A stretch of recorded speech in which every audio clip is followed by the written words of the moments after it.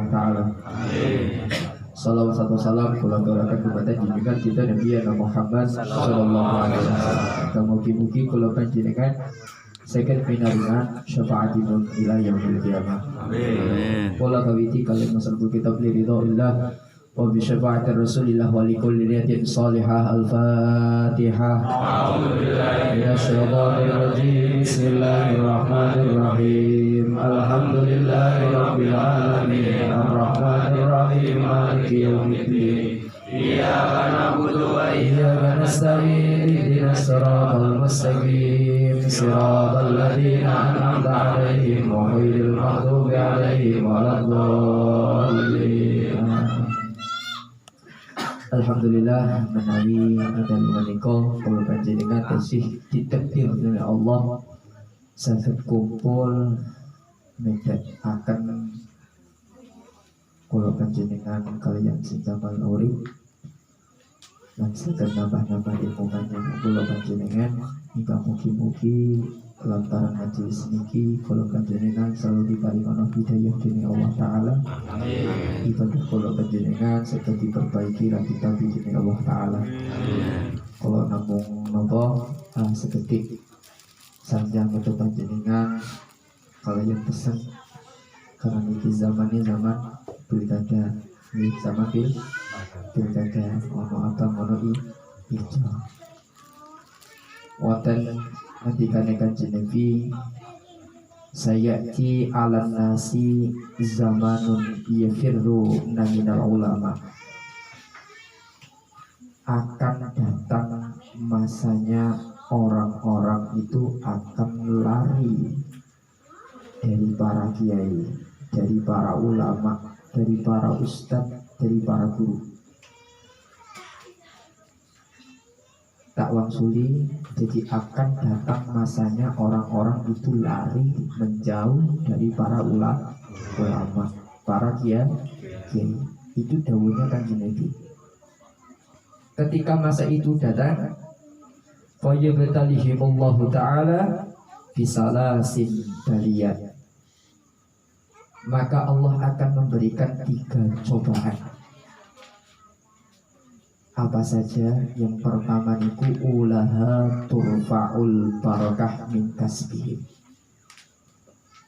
Yang pertama itu akan kehilangan barokah dari kasab kita. Kasab niku pekerjaan kita.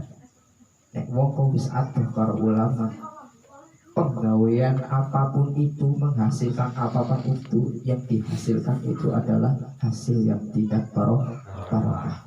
Dan ini ancaman Kanjeng Nabi. Gusti Allah maringi 3 cobaan, salah satunya pekerjaan wong sing ada karo ulama, karo guru, karo ustad, kuwi dihilangaken barokah. Mungkin halal ning ora barokah. Kalau nanti sanjang kalau ini tanggalan Mas Santo, sebisa mungkin kulo panjenengan itu mencari nafkah. Jangan namun halal tapi halal barokah. Sing nomor kali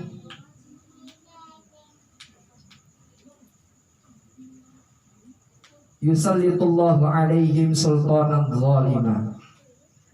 Dia akan diberikan pemimpin yang zalim. Dan iki papasan kalian zaman pilkada. Nek wong kok ada karo ulama, nek warga masyarakat sekitar daerah niku kok ada karo para ulama, monggo Allah iku bakal diparingono pemimpin sing zalim. Pemimpin sing zalim iku ya bisa korupsi, bisa orang amanah. Dan negara kita niku negara yang sakit, negara yang sedang sakit, bukan karena sakit karena corona, tapi sakit karena akhlak bagi para penguasa. Naudzubillah min dzalik. Bahkan pun politik sekarang itu menggunakan cara mendekati para ulama. Makanya akeh umat siki sing bodoh bingung arep metunya sapa. Nah, politik nopo saniki niku setan sing luar biasa. Politik ini menggunakan pertotek ulama. Ketika sudah jadi ulamanya disingkirkan. Na'udzubillah min dzalik. Makanya negara kula panjenengan iso rusak itu bukan karena salah ideologinya, bukan karena Pancasilanya, tapi melainkan karena akhlaknya. SD, SMP, SMA, tekan universitas itu hanya mengutamakan ilmu pengetahuannya, tapi kurang akan akhlaknya. Jadi siki akeh wong pinter ning ora benar. Cara untuk memperbaiki pemerintah penguasa yang baik, monggo saran-saran kita bentuk regenerasi putra putri kula panjenengan, mungkin di pondokan pesantren Tang Sarang utawa Tang Jawa Timur, enten Ploso, wonten Lirboyo, wonten Tebu Ireng, bahkan pun teng Madura, enten sing teng Demak. Nah mungkin nek bocah niku wis dilebokna maring pesantren, dheweke digembleng masalah agama, masalah di penggawean sing bener, sing penggawean sing ora salah, kenapa sing salah, mungkin dikuliahaken, bantu kuliahaken dilebokna maring pemerintah. Itu semakin terus mewujudkan regenerasi yang semacam itu, insya Allah pemerintah itu akan membaik. Jadi memang sekarang negara itu sedang dirongrong, beralasan bahwasanya pemerintah itu sudah melanggar peraturan, sudah rusak, banyak yang korupsi. Pemerintah isu nopo sakit rusak itu bukan karena ideologinya, tapi karena akhlaknya. Jadi ideologi ini pun pas, Pancasila ini pun dari nopo perumusan, bahkan musim perumus niku para ulama, wonten Ki Wahab Hasbullah, wonten Ki Wahid Hasim, putra ibu Ki Hasyim Asy'ari, enten Ki Agus Salim, niku para ulama. Dudu wong bodoh, wong Islam sih kental membentuk Pancasila kabeh mau ke nopo berdalih pada Al-Quran. Cuman hanya orang-orang tertentu yang mengetahui Pancasila itu diambil dari Al-Quran, satu ketuhanan yang Maha Esa. Padahal niku bodoh tentang surat Al-Ikhlas, Qul huwallahu ahad, bahwa Tuhan yang kula panjenengan dia siji esa. Tapi dia kadang menyadari tadinya Muhammad Hatta itu ada kata-kata untuk bagi yang memeluk syariat Islam. Nek nuju akan syariat Islami, mengko sing hidup Buddha tidak terima, karena mereka juga ikut memperjuangkan negara Indonesia. Makanya saking hati-hatinya para ulama menggunakan bahasa menjadikan ideologi tanpa menyinggung keyakinan agama lain. Yang penting negara itu iso baladan aminah, daerah sing aman, negara yang aman. Sekarang nek nopo arti ganti ideologi ini jadi ideologi Islam, urung mesti. Buktinya nopo, buktinya sedikit Saudi Arabia, negara Arab, putra Raja sana malah justru korupsi. Negara Arab niku Islam nopo sanes Islam raja. Terus negara Mesir sampai sekarang ya masih pertentangan.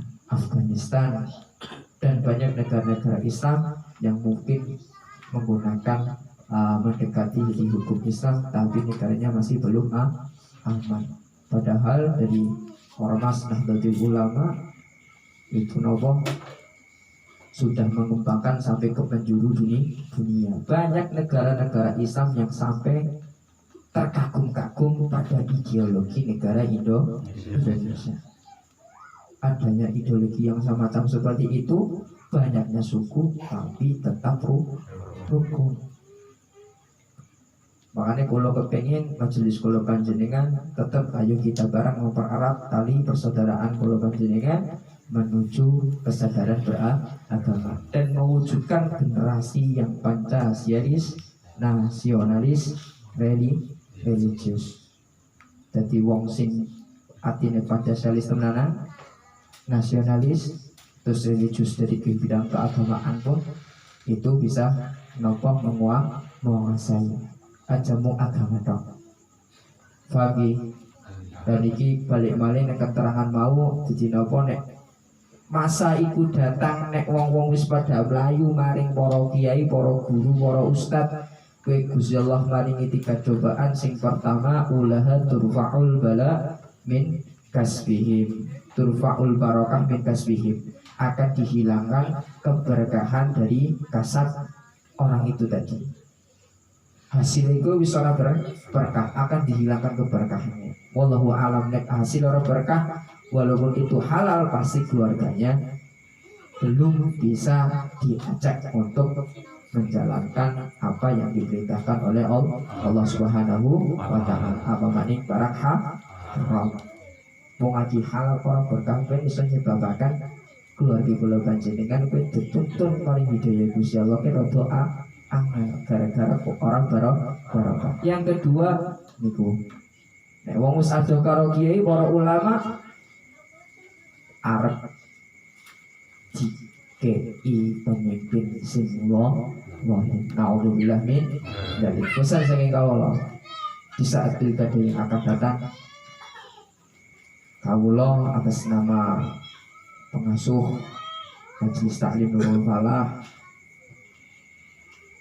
hak asasi panjenengan masing-masing, monggo sing arep milih abang-abang, sing arep milih ijo. Jangan sampai hanya karena pilkada, hanya berbeda pilihan calon, majelis kula panjenengan iso dipecah belah. Apa maning saya wajah ngantek pedot per 10 suku ini. Sing arep abang-abang monggo, sing arep ijo monggo, sing ijo aja ngenyek sing abang aja ngenyek sing ijo. Nek wis kata ngenyek digunakan pasti timbulnya ada sesuatu yang namanya fanatik, dan terus fanatik itu selalu diompor dan berarti berapi-api, akhirnya terlalu fanatik timbulnya sebuah permusuhan. Si abang juga kekurangan dan mempunyai kelebihan, si hijau pun sama mempunyai kelebihan dan kekurangan. Jadi pesan saya kaulah monggo sarang-sarang kita ramekan pilkada ini tanpa adanya permusuhan. Kalau nopo contoh ini kalau pengisian yang kali rapat yang wajah nek ono bagi masker nomor 1 itu teguh kabeh mau ngaji lah. Kita buktikan bahwa pilkada itu tidak akan menyebabkan perpecahan dari umat Islam. Terus sing terakhir nek ono wong kawis adoh karo ulama iku ketika arep ninggal kowe ora nggawa iman. Na'udzubillah min dzalik. Pesan saking kawula kali panjenengan, yang namanya manusia itu hanya mempunyai satu gas ngertos sing motor gas niku. Otomatis nek kepengin selamat kudu anane rem. Paham nggih?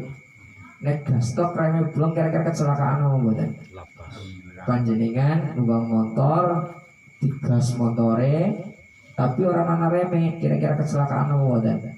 Kecelakaan, bahkan iso ninggal. Dan manusia yang hidup itu juga seperti mengendarai motor. Gase nopo, gase ikut diibaratkan sebuah nafsu. Nafsu. Nah, ketika nafsu itu terus diterjang tanpa adanya rem, maka ya akan menyesatkan perjalanan hidup kula panjenengan. Lah remen iku sinten? Remen iku nopo? Remen iku ya Allahu Jalla Jalla. Iku Gusti Allah. Carane nopo? Mini-minime panjenengan nek sanggup salat aja ngade ditinggal. Insyaallah lantaran panjenengan cekelan kenceng karo sembahyangku, sesibuk apapun panjenengan temenannya kalau panjenengan sembahyang insyaallah Gusti Allah ketraksa. Bahkan pun diparingono pitulung panjenengan iso menghindari kemaksiatan, bahkan pun perbuatan dosa. Karena la haula wala quwata illa billahil aliyil azim. Tidak ada napa kula panjenengan boten saged kiat menghindari sebuah kemaksiatan. Kalau panjenengan tidak akan kuat melakukan sebuah ibadah illa billah angin kejaba pitulungane Gusti Allah. Lan kalau panjenengan pengen oleh pitulungane Gusti Allah, kalau panjenengan kudu taat apa sing diperintahna Gusti Allah. Tembe Allah nurunaken pitulung. Dadi ora tau wujud marang Gusti Allah, tau mikir atau kemotan kok jaluk-jaluk karo pitulung. Ya ora mungkin. Kuwi sing pertama. Salat. Sing keloro ya kuwi ajengane atau karo ulama. Dawuh Kanjeng Nabi, wong mukmin selama 40 hari lamanya tidak bermuajahah atau bertemu, bahkan pun berkumpul dengan para ulama, para kiai, para guru, maka hatinya akan mengeras. Ketika hati itu mengeras, maka akan sangatlah mudah melakukan yang namanya dosa besar. Na'udzubillah min dzalik. Pesan dari kula salat ojo ngate ditinggal, sing keloro ojo ngate adoh karo para ulama. Karena yang menjadikan kula panjenengan diaku dadi umat Kanjeng Nabi yaiku ulama. Kula panjenengan ora mampu memahami Al-Qur'an secara sendirinya, memahami hadis secara sendirinya itu orang secara mampu. Cewek butuh ulama. Sing nuduhaken kula panjenengan paling yang namanya surga. Tujuan yang paling utama yakni adalah Allah. Sangat dipahami nggih. Niku pesan saking kawula diemut-emut ayu bareng. Sing paling penting gini ku masalah pilkada. Kalau tidak ingin hanya karena perbedaan pilihan calon bisa memecah belah tali persaudaraan kula panjenengan yang selama ini kita bangun bersama-sama untuk menuju kesadaran beragama, khususnya ya agama yang baik. Karena yang namanya agama sekarang itu macam-macam. Agama Islam, yang memusuhi agama Islam itu bukan Kristen, bukan Hindu, bukan Buddha, malah justru sama-sama Islam. Jadi memang Nabi Muhammad Sallallahu Alaihi Wasallam itu nate wasiat tentang para umat, kelemahan umatku, kelemahan agama Islam iku ya nang Islame dewek. Jadi sing arep hancur nang Islam ku wong Islame dewek. Lah wasiat itu terdengar oleh orang-orang Yahudi, oleh orang-orang Nasrani. Dengan lantaran wasiat itu akhirnya timbullah Yahudi Nasrani balik jadi Islam. Timbullah jenenge diadu domba.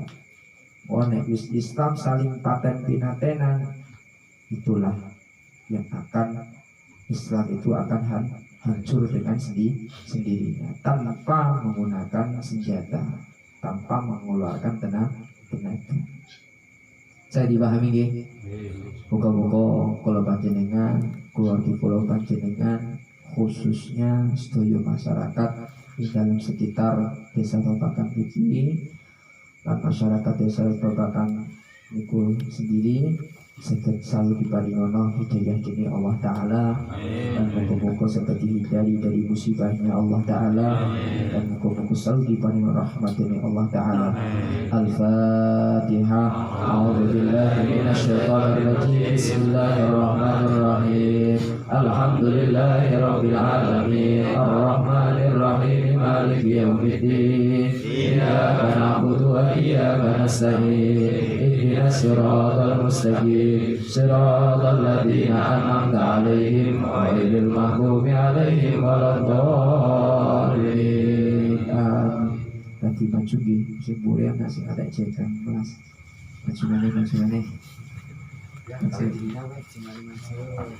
Kali bagi roti sekalian nopo ngos sisiran kuning.